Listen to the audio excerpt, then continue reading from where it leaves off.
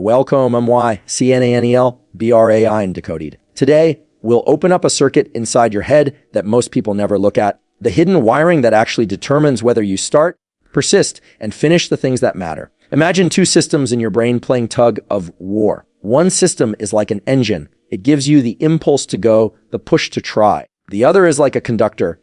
It organizes, prioritizes, and tells you what to do next. When those two systems are aligned, you feel unstoppable. When they aren't, you feel stuck, distracted, and overwhelmed. There's a circuit deep in the brain that determines whether you lean toward action or avoidance, and it has far less to do with willpower than people assume. It's the motivation engine, an ancient dopamine-driven system that evaluates possibilities, flags what might be valuable, and mobilizes your energy toward it. What's remarkable is that it doesn't wait for success to show up before it activates. It fires in anticipation long before you achieve anything, and that anticipation is what fuels your internal drive. When people talk about feeling motivated, they're referring to the circuit being online, engaged, and properly tuned. Most people misunderstand dopamine.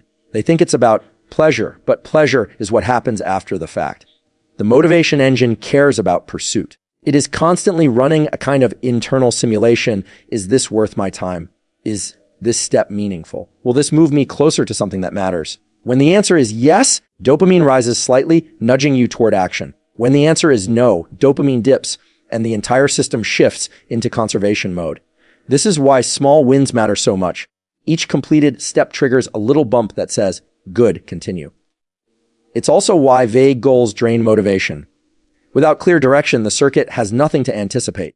Ambiguity starves the system. The real power lies in understanding that this engine is sensitive to expectation, novelty, and progress. Expectation tells it something valuable might be ahead. Novelty refreshes the system, pushing it to explore and engage. Progress gives it confirmation that the prediction was accurate, reinforcing the behavior. When all three work together, you get that feeling people describe as being locked in or on a roll. The nervous system loves forward motion, especially when it can measure that motion in small, concrete increments. Another piece is uncertainty. The brain releases more dopamine when there's a bit of unpredictability in the outcome. That's why challenges that stretch you slightly beyond your comfort level feel more engaging. Too easy, and the circuit gets bored. Too difficult, and it shuts down. There's a narrow band of effort where you're not sure you'll succeed, but you're also not convinced you'll fail. That's the zone where motivation peaks. You can design your environment to create that tension tasks that are just one or two steps above your current skill level. Goals that are clear, but not guaranteed. Processes where you can track micro progress. There's also a physiological component. This engine doesn't run well when you're depleted. Sleep disruption, high stress, poor nutrition, and irregular timing all blunt dopamine's ability to signal accurately. When people say they've lost motivation, often what they've actually lost is physiological readiness. The circuit can't ignite if the body is exhausted or chemically off balance. Conversely, when your body is aligned, steady sleep patterns, light exposure early in the day, stable routines, the engine becomes far more reliable. It's not just psychological, it's biological. One of the most powerful things you can do is deliberately create reward signals along the path of effort. Not external rewards, but internal ones, acknowledging progress, tracking completion, recognizing forward movement. When you pair effort with reward, the brain starts to associate hard work with positive prediction.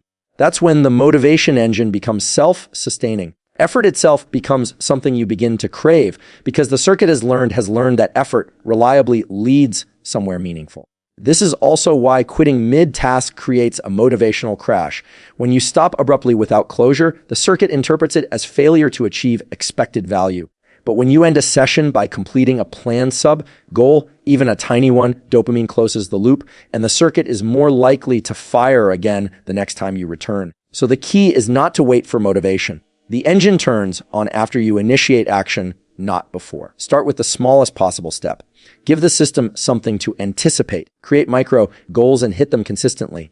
Keep tasks challenging enough to engage uncertainty, but structured enough to isolate progress. Protect the physiological rhythms that stabilize the circuit. If you align these elements, you build a motivation engine that's responsive, durable, and far more predictable than people think. That's how you shift from forcing yourself to work to naturally gravitating toward meaningful action. by tuning the circuitry that was designed to drive pursuit long before modern concepts of motivation ever existed. The prefrontal cortex is one of the most remarkable pieces of biological machinery we have. It's the part of the brain that allows you to hold a goal in mind, create a plan around it, resist distraction, and shape your behavior moment to moment. If the rest of the brain is oriented toward instinct, reflex, and automatic responses, the prefrontal cortex is the system that says, wait, not that. Do this instead. It's the seed of deliberate action. What makes it so powerful is also what makes it so fragile. It's metabolically expensive, easily fatigued, and extremely sensitive to stress, sleep loss, and emotional conflict. When people describe feeling scattered, unfocused, or unable to get started, they're often describing a prefrontal cortex that's overloaded or under-supported. When they describe clarity, precision, or flow, it's usually because this region is working at full capacity, aligned with other brain networks and free from unnecessary interference. Think of the prefrontal cortex as the conductor of your internal orchestra. It doesn't play the instruments itself.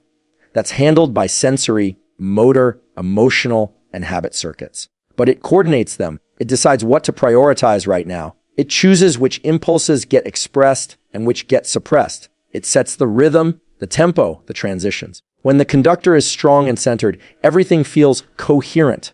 When it's distracted or exhausted, the entire system becomes chaotic. One of the core functions of the prefrontal cortex is working memory, the ability to hold information in mind and manipulate it. Working memory determines how long you can focus, how well you can reason through complex problems, and how effectively you can keep track of multiple steps in a sequence. It also limits distraction. When working memory is full, even small interruptions can derail you because there's simply no capacity left to buffer them. Another central function is top-down regulation.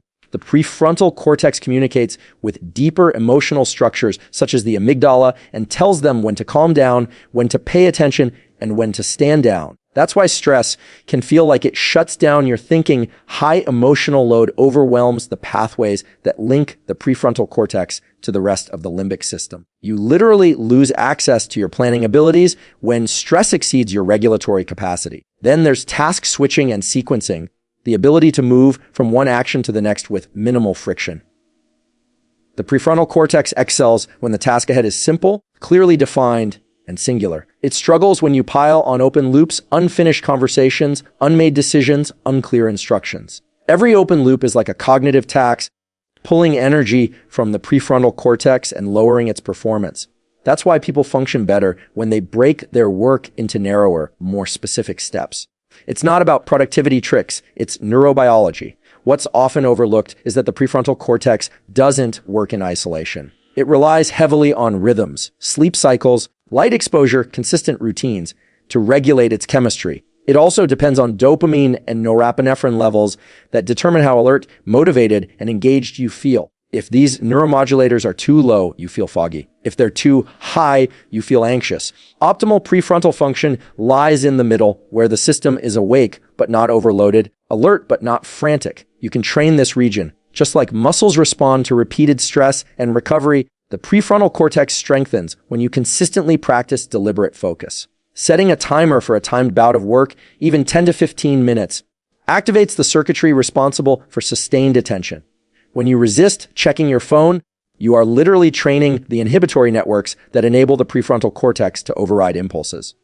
Repetition here matters. Over time, what feels effortful becomes increasingly natural. But training is only half the equation. Protection is the other half. The prefrontal cortex shuts down quickly when sleep is irregular, when distractions are constant, or when stress is unchecked. The simple practices, morning light to anchor circadian rhythms, structured time blocks, single tasking, and brief recovery periods aren't lifestyle suggestions. They're ways of preserving the neural state required for high-level thinking. The most important thing to understand is that the prefrontal cortex is how you translate intention into action. It's what allows you to interrupt an old habit and choose a better one. It's what lets you decide that something matters enough to pursue it. And the more you engage it deliberately, the more it shapes your identity over time.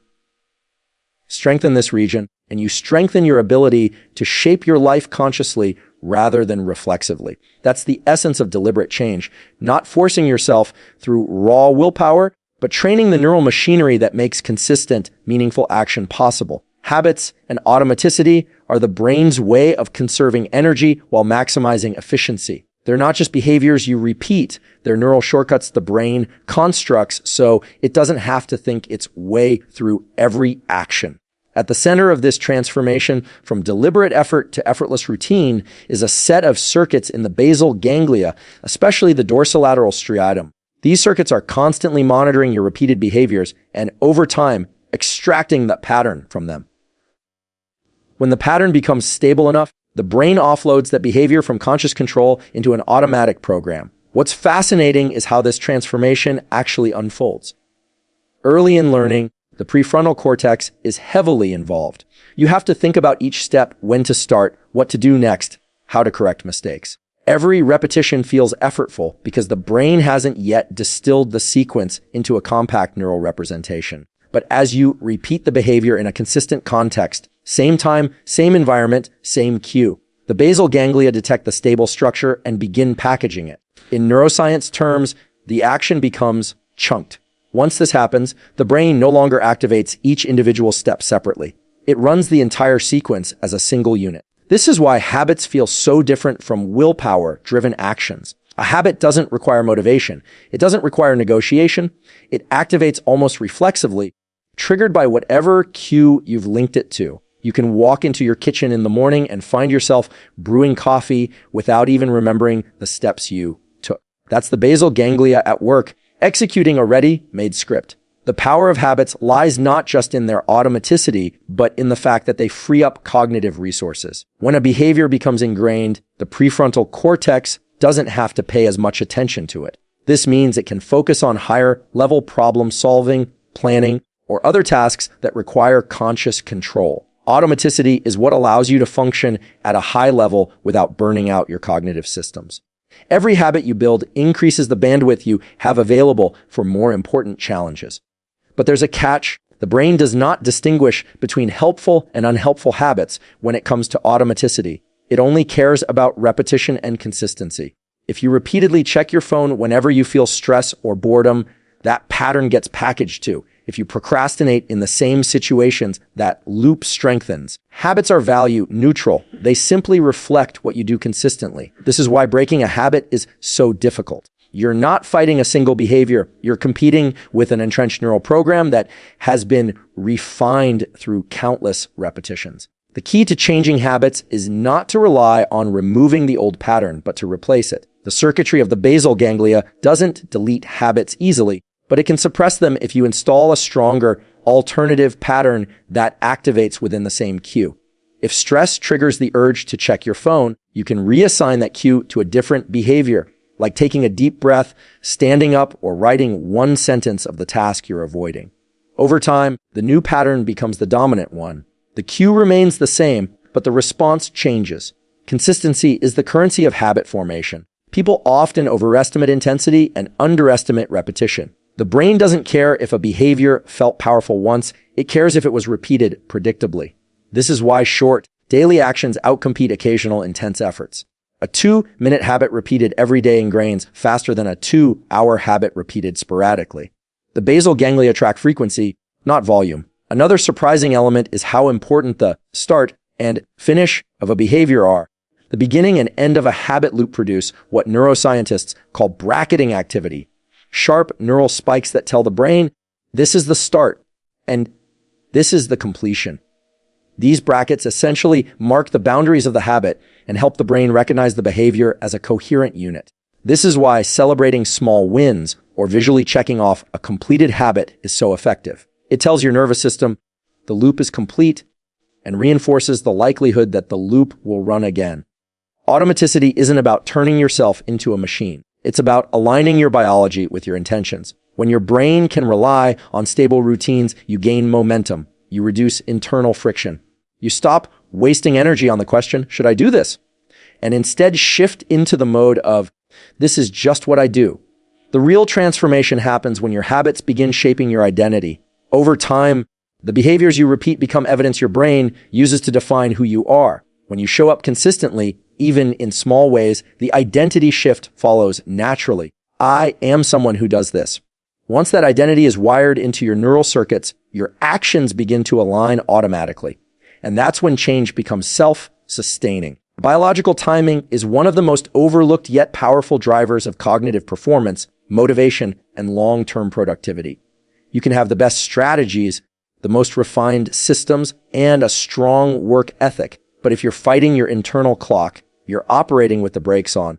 The brain and body follow predictable 24-hour rhythms, circadian rhythms that regulate alertness, hormone release, temperature, focus, and even how well you learn or remember information. When you align your behavior with these rhythms, everything becomes easier.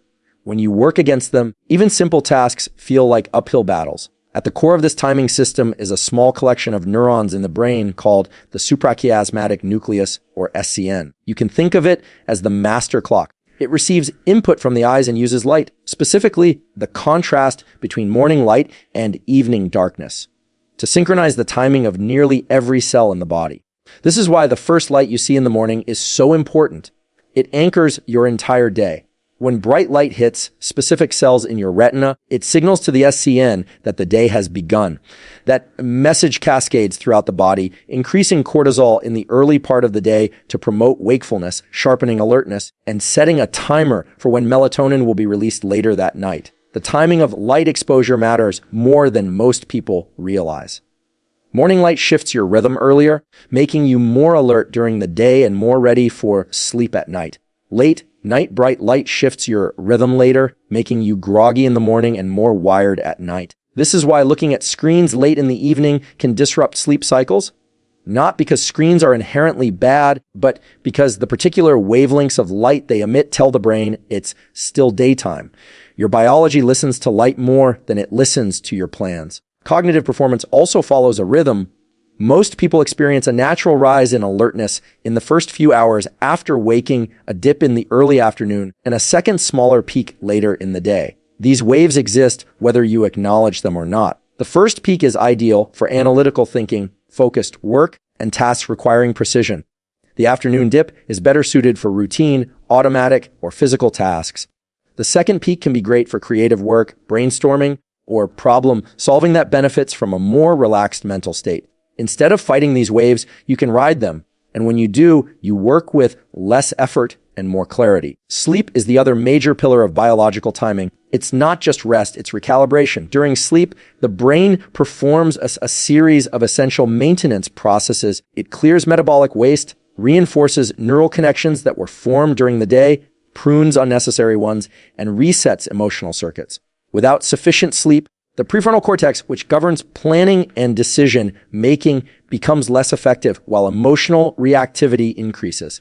You're more impulsive, more distractible, and more likely to interpret challenges as threats. In other words, poor sleep shifts your brain into survival mode. The architecture of sleep itself is built on cycles, roughly 90-minute rotations between lighter stages, deeper slow, wave sleep, and REM sleep. Each stage plays a different role. Slow, wave sleep consolidates facts and physical recovery. REM sleep integrates emotional learning, creativity, and abstraction. When you cut sleep short, you don't just lose hours, you lose entire phases of cognitive and emotional optimization. One of the most powerful ways to stabilize biological timing is consistency. Going to sleep and waking up at roughly the same time each day strengthens your circadian rhythm, improves mood, and increases daytime alertness. Even small deviations, 2 or 3 hours, can shift your internal clock significantly. The nervous system thrives on predictable cues: light in the morning, darkness at night, meals at consistent times, regular movement. Each cue reinforces the others. Another key factor is temperature. Your body temperature naturally rises throughout the morning and early afternoon and falls at night. Cooling is what triggers melatonin release and prepares the body for sleep. This is why a warm shower before bed can help you fall asleep faster. Not because warmth relaxes you, but because as soon as you step out, your body cools rapidly, signaling that it's time for sleep. Likewise, exercising earlier in the day raises your temperature, reinforcing alertness and helping anchor your energy rhythm. Aligning with biological timing doesn't require rigid routines. It requires awareness. Notice when your energy peaks. Notice what causes you to wake up groggy or wired at night. Pay attention to light, temperature, caffeine timing, and consistency. Your circadian system is always sending signals. The more you listen, the easier it becomes to structure your day in a way that feels natural rather than forced. When you work with your biology instead of against it, you gain access to deeper focus, more sustainable energy, better decision making, and a much clearer mind. Biological timing is not just about optimizing sleep or maximizing wakefulness. It's about creating a life rhythm that supports your goals effortlessly day after day. We tend to treat success and productivity as a matter of discipline. But discipline is just one lever the brain uses. Real leverage comes from understanding the circuit, the dopamine engine that energizes effort, the prefrontal conductor that organizes action, the basal ganglia that stores reliable habits, and the biological clock that gates when you perform best. If you give the engine clear, frequent signals, protect and simplify the conductor's job, and intentionally convert effortful action into automatic habit, you won't just try harder. You'll change the wiring itself.